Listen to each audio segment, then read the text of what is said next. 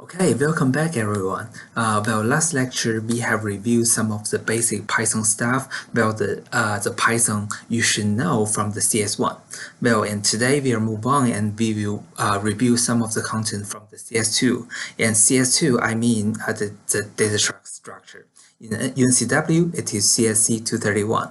And if you are from other institution, I believe you should have also taken the data structure, or you have already learned some data structure from the CSC 500 here. Okay, so before I start the review, I want to remind you one of the configuration you have to do with the PyCharm. You have to make sure that you install PyCharm and Python at first, and then you have to click on the config and settings, and after that there is a project interpreter. You have to make sure that there is something here. This means PyCharm is able to find the local Python you have installed on your local machine. Okay, as you can see, this is an old version of Python, the old version of PyCharm, the PyCharm from 2019, and I'm about to show you the new version of the Python, the new version of the PyCharm, the PyCharm from 2020.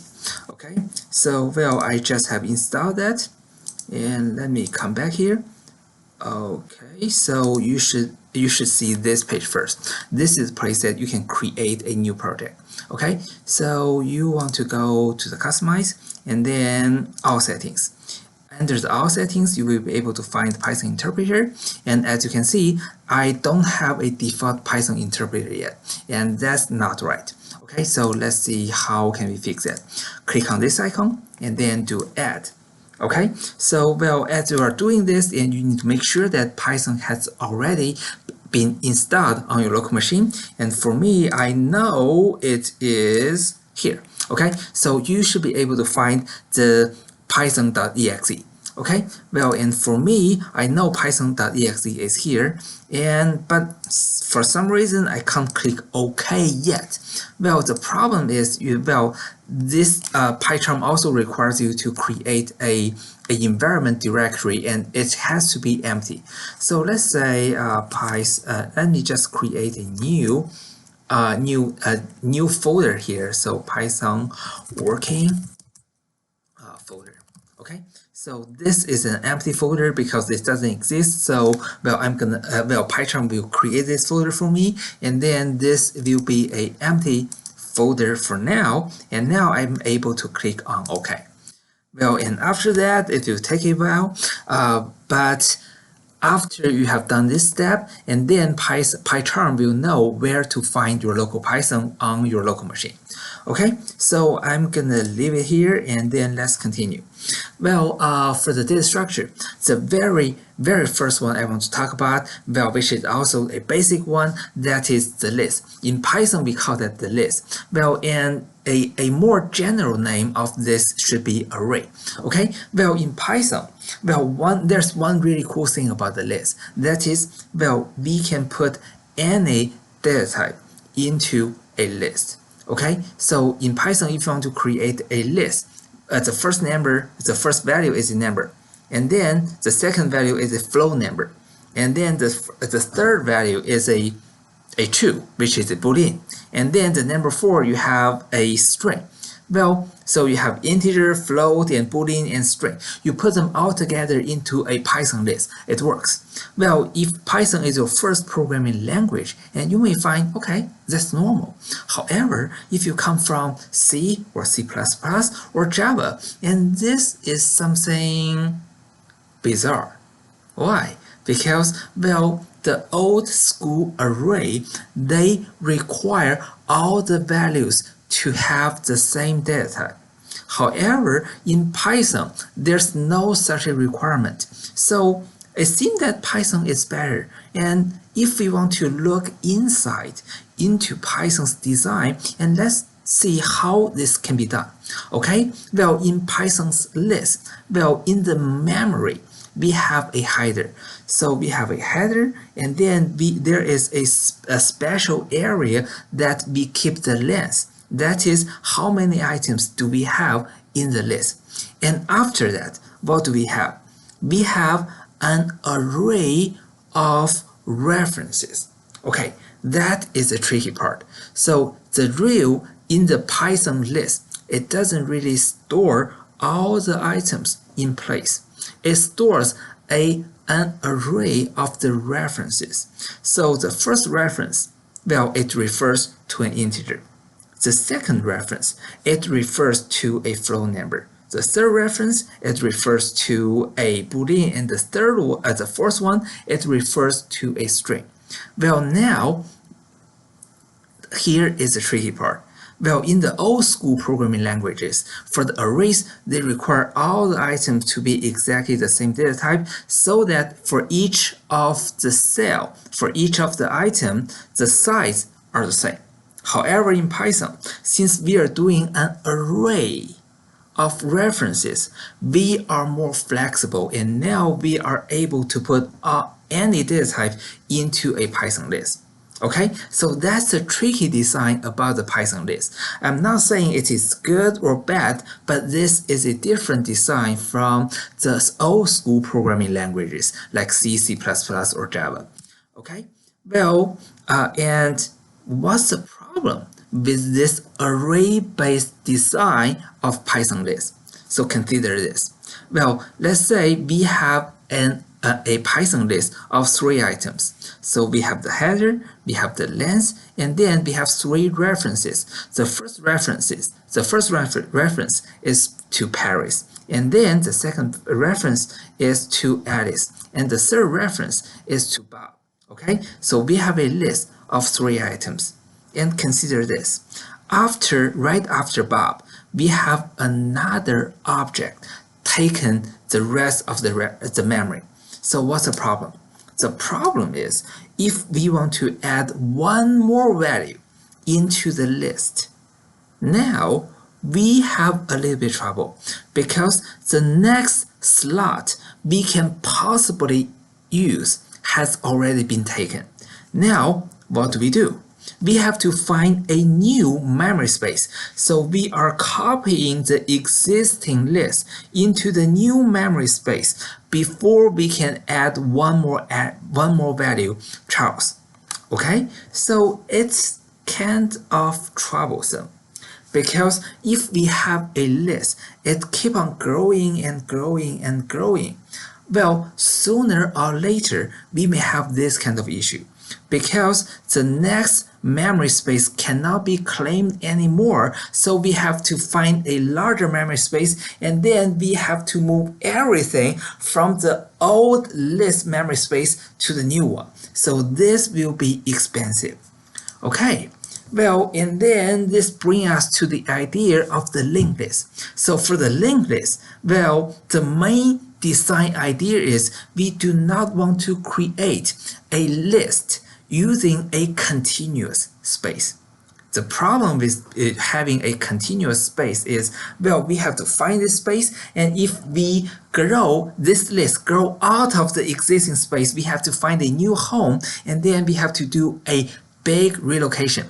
If we don't want to do that, now how about we just claim small pieces of the memory here and there, and then we are using references to link them together. So for each of the node, there are only 2 items, well, or only 2 fields. One is the field we are holding a value, and the second part is a reference we point to the next node. Okay, well, that is called a next to reference. Well, and I'm going to give you a linked list.py, and you can take a look on the full implementation. Okay, well, and this is example. Well, we start from a head. So this is the beginning of the linked list. And then the head points to the first node, and that is Paris. Well, the Paris has a next to reference and referring to the next node, which is Alice. And the Alice refers to Bob, and Bob refers to Charles, and then eventually Charles refers to nothing, which is a none in Python. So now we have a linked list. So why is linked list cool? Well, because we do not require a continuous space. Okay, and say if we want to add a new node, and we never need to do a major relocation because we just create another, we just claim a small memory space, and then we are just adding one more node to the linked list. Okay, well, let's take a quick look on the definition. Well, we are doing a class. Well, and we have talked about the object-oriented in the lecture 1, so you should know, well, how do we define a class? So we define a class called node, and then in the constructor, well, we have to put in the initial data, and that's the initial data for this node. Okay, well, we are going to assign the initial data to self.data, and then to begin with, we don't know where is the next reference, so we are doing the next dot equals none. Okay, and then we have the get data, we have the get next, we have the set data and set next. So those are the helper methods that we can use to get the current data, or get the reference to the next node, or stat the. Okay, well, and then we want to create another class, linked list. Okay, for the linked list, well, to begin with, we have to set a head. So the head, by default, it should refer to the first node. But if we have an empty linked list for now, and then the head will point to a none, saying, okay, I am a linked list. However, my head is pointing to nothing, so there's really no node in the linked list for now. And then we have a is empty, so we check whether the self.head is a none. If it is a none, and this means even though we have a linked list, but there's no even the first node yet, so it is empty. Otherwise, it's not. And then we have an add. So for the add, we are adding one more value into our linked list. And how do we do that? Well, for the add, we do have an item that is a value, the new value we want to add into our linked list. And then, well, we want to create the node, and then for the current node, which is temp, and we are setting the next to be the former head.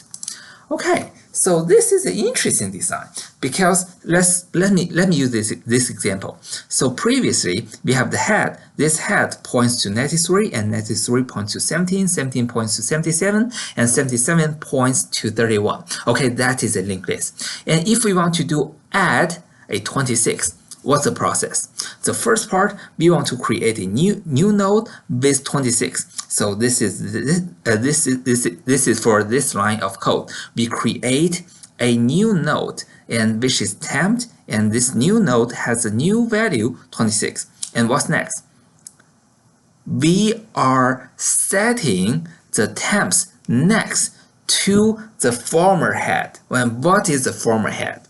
The former head is 93, right? So now we have 26 points to 93.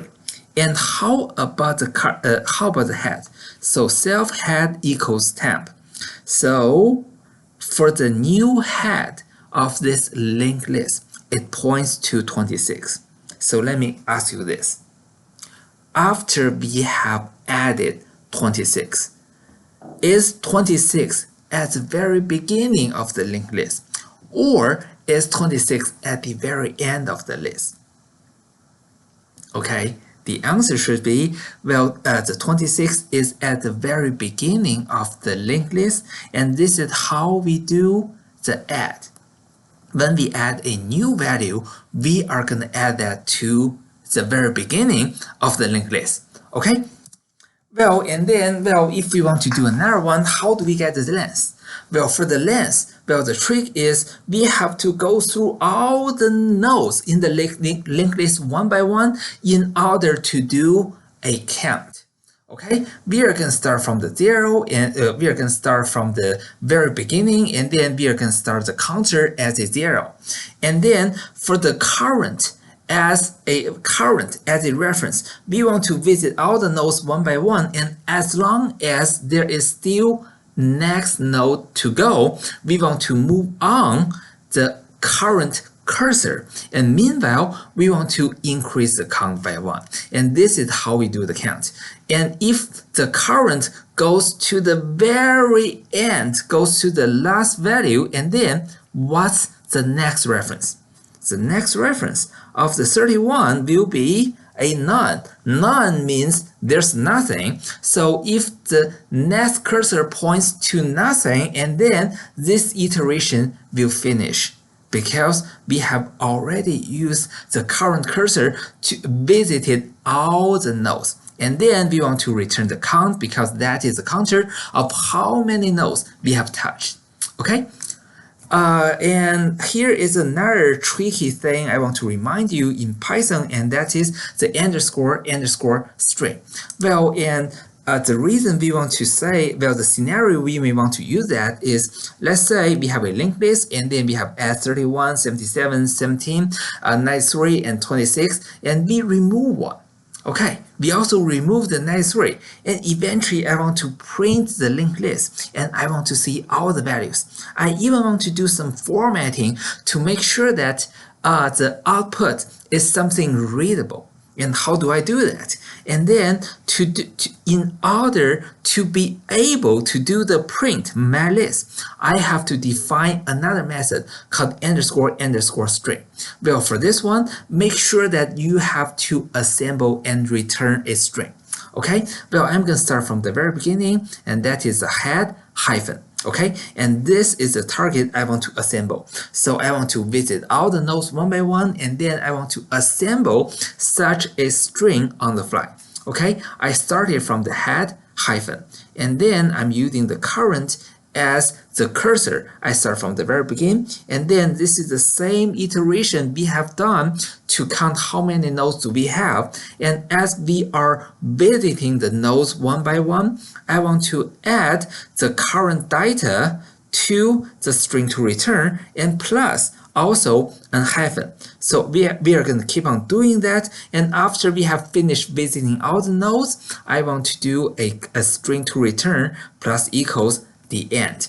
Okay, so this is how we visit all the nodes one by one, and meanwhile we assemble a string on the fly, and eventually we are going to return this string to return. Okay, well, if you have a class, you want to do a print, and you want to see what is inside your object, and this is always a nice trick to implement this underscore string. Well, sometimes this can really help you debug. Okay, and there are also some linear data structures. And how about stack? Well, and when you talk about stack, well, the first thing I think about is a stack of pancake. Okay, well, say if you're making pancakes, and then you have the first one, and then where do you put the second one? The second one should be on the top, and then the third one, the fourth one. Okay, so well, if we are talking about where we can add the new values to a stack. For the stack, we add values to the top. Okay, and then where do you take out values from a stack? From a stack of the pancakes, you take one from the top as well, right? So for the stack, you add to the top, and then you also take out from the top. Okay, so that's for the stack. And how about queue? So if you have a queue, you add to one side, and then you take item out from the other side. Okay, so what's the cool thing, or what is the important feature about queue? First in, first out. Okay, so we add from one side, and then we take item out from the other side, and this guarantees we have the first in, first out. And how about the stack? For the stack, if we are the first in, are we going to be the first out? No way. We are going to be the last out, right? So for the stack, it is the first in, last out. Okay, so well, this is a very quick review of some of the linear data structures in Python, and conceptually a review for the stack and the queue. Okay, I will continue in the next video.